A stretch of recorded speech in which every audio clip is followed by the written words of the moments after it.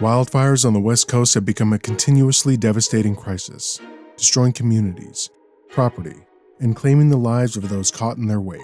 But the root cause of these fires may surprise you. While climate change is a factor, it is also the result of a century-old policy, born from very smart people with well-intentioned ideas that didn't account for the natural cycles of the land.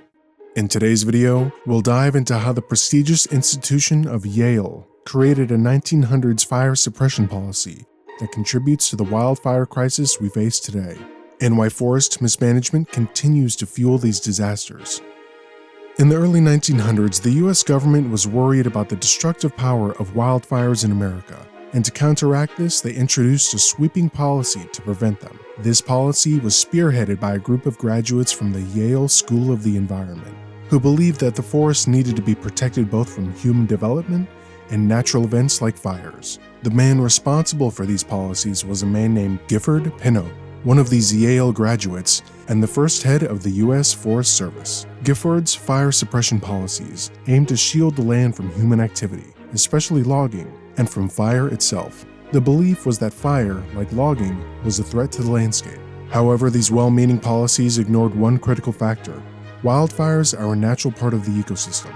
Without fire, forests can't regenerate properly, and most critically, they can become overgrown. Certain pine trees actually rely on wildfires to thrive, and due to these policies, they began to decline. Like the knobcone pine, which requires fire to release their seeds. The heat from a fire burns off the thick resin of the pine cone, allowing the seeds to fall.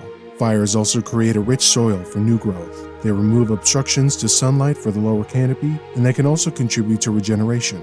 The shortleaf pine can regenerate by resprouting after a fire, because these trees have an extensive root system that store nutrients for quick sprouting. But if a fire is too severe, like the ones we have today, it can be hard for these trees to grow back. As decades passed, fire suppression left forests increasingly overgrown. Without smaller, controlled fires to clear the underbrush, the forest became a ticking time bomb. And by the 1990s, the consequences became clear. Massive wildfires began to rage out of control. Experts like Professor John Battles from UC Berkeley explained that before the federal government took over, Native American tribes used fire as a tool to manage forests and to maintain the balance of the ecosystem. But because of Gifford and his policies, these practices were not allowed, leading to dangerous consequences. Native American tribes, such as the Yurok, Karuk, and the Hopa, used small-scale fires to clear brush from between the trees and to limit the possibility of an uncontrolled forest fire. This technique promoted biodiversity, reduced overgrowth, and even helped to guide animal populations. But this knowledge was disregarded by these conservation experts, specifically Gifford, who was again the first head of the US Forest Service and the one with the most power to protect them. His disconnection with these practices was due to him studying forestry in France and his idolization of a natural Western landscape that was untouched by humans. Gifford was also a eugenicist, which might explain his disagreement with the Native American ideals and his dismissal of their ancient practices of forest management. While Gifford was a Yale graduate, concerned about the environment, and still hailed to this day as a vital part of the history of conservation, his misinformed opinion led to actions that are causing us problems to this day. It wasn't until the 1960s that scientists began to recognize fire as a natural, necessary part of our forest ecosystems. Pioneers like Aldo Leopold, another Yale graduate, argued for a shift in how national parks were managed, promoting a science-based approach instead of mere protectionism. Leopold's work led to policies that allowed wildfires to burn naturally, but in a controlled manner, like the Native Americans did. And as we learned about the importance of fire, the public started to become concerned about the possibilities of wildfires.